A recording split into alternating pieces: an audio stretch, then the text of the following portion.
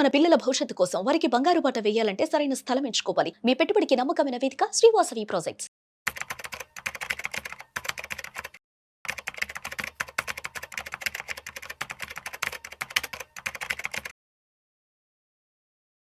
నమస్తే, welcome to Suman TV. నేను విష్ణు. ప్రస్తుతంతో పాటు certified financial planner doctor Bachchu Anil Kumar గారు ఉన్నారు. వారితో మాట్లాడదాం.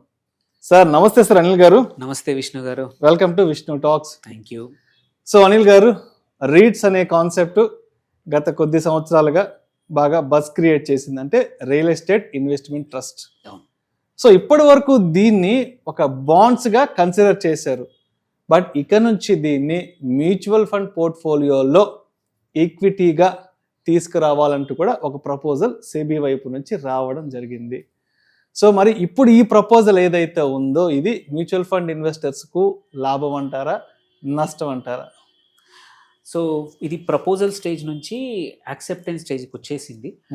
జనవరి 1 నుంచి 2026 జనవరి 1 నుంచి ఈక్విటీ మ్యూచువల్ ఫండ్స్ కూడా రీట్స్లో ఇన్వెస్ట్ చేయొచ్చు. వాటిని కూడా ఈక్విటీ రిలేటెడ్ ఇన్వెస్ట్మెంట్గా కన్సిడర్ చేస్తారు మ్యూచువల్ ఫండ్ పోర్ట్ఫోలియోలో పార్ట్. అయితే ఇండివిజువల్గా మాత్రం నువ్వు రీట్స్ని ఇన్వెస్ట్ చేస్తే మాత్రం ఎగ్జిస్టింగ్ ట్యాక్స్ స్ట్రక్చర్ కానీ బేసిక్ రూల్స్ నీ ఇండివిజువల్ లెవెల్లో నీ సొంతంగా చేసుకుంటే మాత్రం సేమ్, అది మారలేదు.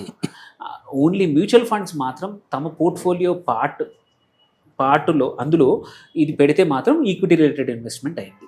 సో దీనివల్ల అడ్వాంటేజెస్ డిసడ్వాంటేజెస్ ఏం అవబోతున్నాయి కొంచెం తెలుసుకుందాం. ఫస్ట్ థింగ్ వచ్చేసి దీనివల్ల ఏంటంటే మ్యూచువల్ ఫండ్ కంపెనీస్కి అడిషనల్గా ఇంకా కొంచెం ఆప్షన్ దొరుకుతుంది రీట్స్ అనే రూపంలో, which are tradable. And also ఏవైతే because every REIT also 90% of వాళ్ళ అర్నింగ్ ఏదైతుందో డివిడెండ్ రూపంలో ఇవ్వాల్సి వస్తుంది. Okay. So mutual fund investors కూడా ఎవరికైతే రెగ్యులర్ ఇన్కమ్ కావాలో దే కెన్, అంటే దాన్ని కూడా దీనిలో అలొకేషన్ ఈక్విటీ మ్యూచువల్ ఫండ్ వల్ల ఒకటి వస్తూ ఉంది. సో అండ్ ఇంకొకటి ఏంటంటే దీనివల్ల ఇంకొక మేజర్ అడ్వాంటేజ్ ఏంటంటే రీట్స్కి కూడా ఏమంటారు డిమాండ్ పెరుగుతూ ఉంది మార్కెట్లో. ఇన్ని రోజుల నుంచి ఏంటంటే కొత్తగా రీట్స్ మార్కెట్లోకి రావట్లేదు, ఇన్వెస్టర్స్ ఎంత ఇంట్రెస్ట్ చూపిస్తున్నారో తెలియట్లేదు. అడిషనల్గా మ్యూచువల్ ఫండ్స్ ద్వారా కూడా డిమాండ్ రావడం వల్ల చాలా కంపెనీస్ విచ్ ఆర్ హోల్డింగ్, ఇది ఐటీ పార్క్స్ అనుకోండి, కమర్షియల్ కాంప్లెక్స్లే అనుకోండి, ఏవైతే రెంటల్ మంచిగా ఈల్డ్ అవుతున్న ప్రాపర్టీ ఉన్న కంపెనీస్ కూడా వాటిని అన్లాక్ చేయడం వల్ల కొత్త క్యాపిటల్ పక్క రియల్ ఎస్టేట్ సెక్టర్కి అయితే మాత్రం చాలా అడ్వాంటేజ్. ఎవరికైతే ఉన్నాయో వాళ్ళు బయటపడడానికి మంచి అవకాశం అనమాట. దెన్ కమింగ్ టు ఇన్వెస్టర్స్కి ఏంటంటే అన్నెసెసరీ వొలటిలిటీ తగ్గిపోతుంది రీట్స్లో. ఇప్పుడు ఏంటంటే మార్కెట్లో ఇది కొద్ది మంది ఇన్వెస్ట్ చేస్తున్నారు కాబట్టి వొలటిలిటీ రీట్స్ మార్కెట్లో చాలా హయ్యర్ ఉంది. ఆ వొలటిలిటీ అనేది తగ్గిపోతుంది because mutual funds usually long term investors, వాళ్ళు ఒకరోజు కొని నెక్స్ట్ డే అమ్మేవాళ్ళు కాదు. సో దేర్ బై ఏంటంటే ఫస్ట్ మన రీట్స్ మార్కెట్ స్టెబిలైజ్ అవుతుంది.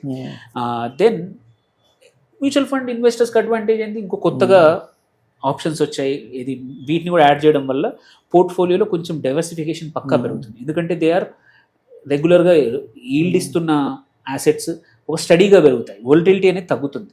అది ఈ second thing. And even amphi కూడా తొందరలో ఈ రీట్స్ని సపరేట్గా ఒక ఇండస్ట్రీ లిస్ట్గా తయారు చేసి అడ్వైజర్స్కి ఇన్వెస్టర్స్ కూడా మనం ఏ రీట్స్ ఉన్నాయి, ఎవరు ఎక్కడ చేస్తున్నారు. సో ఇప్పుడు నేను నా క్లయింట్కి సజెస్ట్ చేయాలంటే వాళ్ళు XYZ మ్యూచువల్ ఫండ్ ఈ రీట్స్ని ఇన్వెస్ట్ చేస్తూ ఉంది, బట్ నాకు ట్రాక్ చేయడానికి కావాలి, ఇన్ని రోజులు దానికి సపరేట్గా ఇన్వెస్ట్మెంట్ కాబట్టి నేను ఎక్కువ ట్రాక్ చేయాలి, దాన్ని కూడా ఒక ఇండస్ట్రీగా ట్రాక్ చేసి యాంఫీ డేటా ఇవ్వబోతుంది అనమాట. So that way amphi track చేయడం వల్ల మనకు బెటర్. అండ్ ఇంకొకటి ఏంటంటే Day 1 నుంచి, అంటే Jan 1 నుంచి అన్ని ప్యాసివ్ ఫండ్స్ ఇప్పుడే యాడ్ చేయట్లేదు రీట్స్ని, బట్ జూలై 1 నుంచి, అంటే ఒక 6 నెలల తర్వాత జూలై 1 నుంచి ఈవెన్ ఇండెక్స్ ఫండ్స్ ఏవైతే ఉన్నాయో అవి కూడా రీట్స్ని యాడ్ చేయొచ్చు వాటి ప్యాసివ్ పోర్ట్ఫోలియోలో. So first mutual funds start చేస్తున్నాయి, దెన్ 6 months తర్వాత ఇండెక్స్ ఫండ్స్. ఎందుకు అంటే సడన్గా అందరూ కొనడం అమ్మడం చేయబోతారు, దానివల్ల మార్కెట్ ఒకేసారి రీట్స్లో ప్రాబ్లం వస్తుందని చెప్పి 6 months టైం ఇండెక్స్ ఫండ్స్కి ఇచ్చింది. సో ఆ లోపల ఇండెక్స్ ఫండ్ మేనేజర్లు కూడా వాళ్ళ పోర్ట్ఫోలియోలో స్లోగా రీట్స్ని యాడ్ చేస్తారు. సో ఇది ఒక 1 or 2 years కోసం కాకుండా లాంగ్ టర్మ్ కోసం ఈ కొత్త యాసెట్ క్లాసెస్ని కూడా ఈక్విటీ కింద కలిపేశారు. సో నౌ ఎవరికి పెద్ద లాభం ఎవరికి? ఇంత చేస్తున్నారు, ఇంత Hmm. చేస్తున్నప్పుడు ఏంటంటే ఫస్ట్ థింగ్ రీటైల్ ఇన్వెస్టర్స్కి Hmm. ఈజియర్గా ఇండైరెక్ట్ యాక్సెస్. ఓకే. నువ్వు అంటే నేను ఒక రీట్ తీసుకుంటే ఒకే దానిలో పెట్టడం వల్ల నేను రిస్క్ అవుతానేమో అనుకునే వాళ్ళకి మ్యూచువల్ ఫండ్స్ ద్వారా దొరకడం వల్ల వాళ్ళ పోర్ట్ఫోలియో డైవర్సిఫై అవుతుంది. వాళ్ళ పోర్ట్ఫోలియోలో స్మాల్ పర్సంటేజ్ రీట్స్కి ఎక్స్పోజర్ అవుతుంది. So that is advantage. And నువ్వు డైవర్సిఫైడ్ ఈక్విటీ ఫండ్లో ఎస్ఐపి ద్వారా కూడా నువ్వు రీట్స్లో ఎంట్రీ అవుతూ ఉంటావు అనమాట. మ్యూచువల్ ఫండ్స్కి ఎస్ఐఎఫ్కి ఏవైతే ఉన్నాయో వాటికి అడ్వాంటేజ్ ఏంటి? ఇప్పుడు ఏంటంటే రీట్స్ని ఎక్కడ పెట్టాలో చాలా కన్ఫ్యూజన్ ఉండేది, కన్స్ట్రెంట్ ఉండేది. అరే దాన్ని డెట్లో అందామా, హైబ్రిడ్లో అందామా అర్థం కాకపోయేది. ఇప్పుడు ఎందుకంటే హైబ్రిడ్లో ఎందుకు అంటామంటే అది లిస్టెడ్, బట్ డెట్ ఎందుకు, దాని నుంచి ప్రతి నెల రెగ్యులర్ ఇన్కమ్ కూడా వస్తుంది. సో దాన్ని ఎటు తీసుకోవాలనేది ఎప్పుడు కన్ఫ్యూజన్ ఉండేది రీట్స్ని. ఇప్పుడు క్లియర్గా సెబీ ఇచ్చేయడం వల్ల మ్యాండేట్ అది ఈక్విటీ రిలేటెడ్ ఇన్వెస్ట్మెంట్ అని చెప్పారు. ఎందుకంటే ఇట్స్ లిస్టెడ్, అది కూడా మార్కెట్లో డిమాండ్ని బట్టి రీట్స్ పెరగడం తగ్గడం ప్రైస్ తగ్గుతుంది కాబట్టి ఈక్విటీ అని దాన్ని క్లాసిఫై చేసేసారు. సో మ్యూచువల్ ఫండ్స్కి క్లారిటీ వస్తుంది. దే ఆర్ నౌ అంటే ఈక్వలెంట్, ఎందుకంటే ఇప్పుడు నియర్లీ 6-7 రీట్స్ ఉన్నాయి పైప్ లైన్లో, ఇంకో 3-4 ఉన్నాయి. సో మోర్ ఫండ్స్ రావచ్చు. సో వాళ్ళకి ఈజీ అవుతుంది బ్యాలెన్స్ చేసుకోవడానికి. ఈల్డ్ కూడా అడ్వాంటేజ్ ఏంటంటే వాటి నుంచి రెగ్యులర్గా వచ్చే ఈల్డ్ని బట్టి they can include in dividend yielding ఫండ్స్లో పెట్టుకోవచ్చు, హైబ్రిడ్ ఫండ్స్లో పెట్టుకోవచ్చు, అగ్రెసివ్ హైబ్రిడ్లో పెట్టుకోవచ్చు. ఎక్కడైతే డివిడెండ్ ఎక్కువగా ఎక్స్పెక్ట్ చేస్తున్నారో వాళ్ళు they can add REIT as their portfolio. Developers important ఏంటంటే రీట్ స్పాన్సర్స్, డెవలపర్స్ ఎవరైతే ఉన్నారో రియల్ ఎస్టేట్లో వాళ్ళకు స్ట్రాంగ్ కొత్తగా దీనివల్ల ఏంటంటే డిమాండ్ వల్ల ఫండ్ రైజింగ్ కేపబిలిటీ పెరుగుతుంది. రియల్ ఎస్టేట్ సెక్టర్కి ఇది ఒక మంచి అడ్వాంటేజ్ అనమాట. ఎస్పెషల్లీ సిటీస్ లైక్ ముంబై కానీ, బెంగళూరు కానీ, హైదరాబాద్ లాంటివి ఎక్కడైతే ఐటీ పార్క్స్ చాలా ఉంటాయి, ఐటీ పార్క్స్ లాంటివి కానీ, పెద్ద పెద్ద కమర్షియల్ కాంప్లెక్స్లు కానీ, మాల్స్ కానీ క్యాన్ బి ఎగ్జిటెడ్. అండ్ కొత్త క్యాపిటల్ రావడం వల్ల ఇంకా సెక్టర్కి బూస్ట్ అవుతుంది. అదొక మేజర్ అడ్వాంటేజ్. సో అందుకోసం మీరు చూసుకుంటే ఏంటంటే ఇప్పుడున్న ఫండ్స్లో మొత్తం డెట్లో ఉన్నాయి, కొత్త వాటిలో మాత్రం ఈవెన్చువల్గా స్లోగా మారుతాయి. డెట్ వాటికి కూడా టైం ఇచ్చారు 6 months వరకు మెల్లిగా ఎగ్జిట్ అవ్వమని. ఎందుకంటే it's not anymore Jan 1st నుంచి డెట్ కాదు. అట్లా అని చెప్పి ఆల్రెడీ ఎగ్జిస్టింగ్ ఉన్న వాళ్ళకి ఇబ్బంది కదా, ఎగ్జిస్టింగ్ మ్యూచువల్ ఫండ్లో డెట్ మ్యూచువల్ ఫండ్లో ఉన్న వాళ్ళకి ఇది ఇబ్బంది అవుతుంది. రీట్స్ వాళ్ళకి 6 నెలలు టైం ఇచ్చారనమాట. 6 నెలల లోపల మెల్లిగా ఎగ్జిట్ అవ్వండి అని.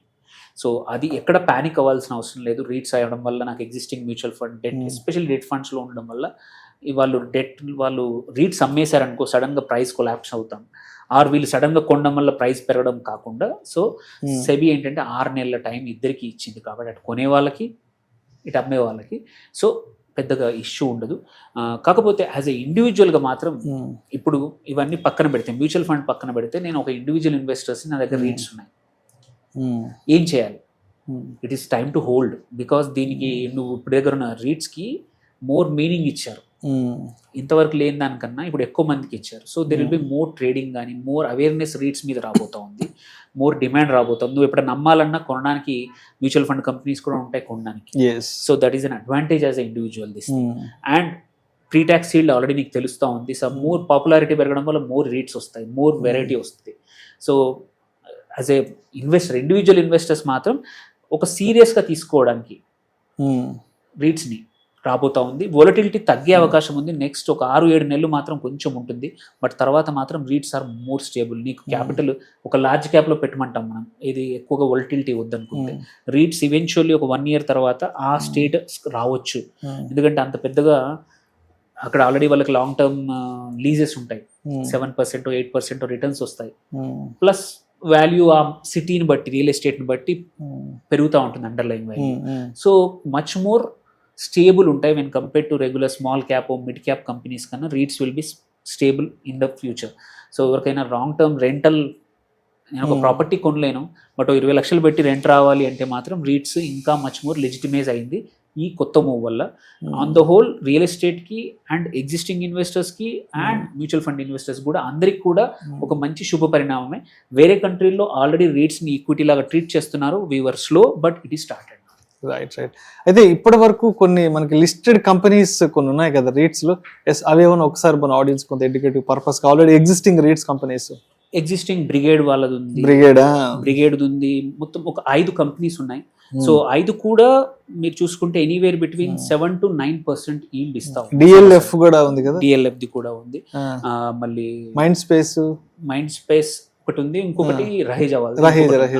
సో ఇంకో రీసెంట్ గా వచ్చిన మన కల్పతరు కూడా ఈ మధ్య వచ్చింది Yes. కదా.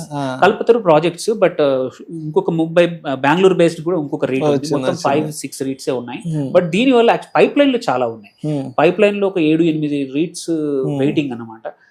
ఈ లెజిటిమైజేషన్ ఇవ్వడం వల్ల, ఈక్విటీ రిలేటెడ్ ఇన్స్ట్రుమెంట్ అని చెప్పడం వల్ల చాలా ఫస్ట్ మ్యూచువల్ ఫండ్స్ డిమాండ్ ఉంటుంది, తర్వాత ఇండెక్స్ ఫండ్స్ లో కూడా యాడ్ అవుతుంది. కాబట్టి ఒక 1 year down the line REITs కి మాత్రం ఇంకా డిమాండ్ పెరగచ్చు.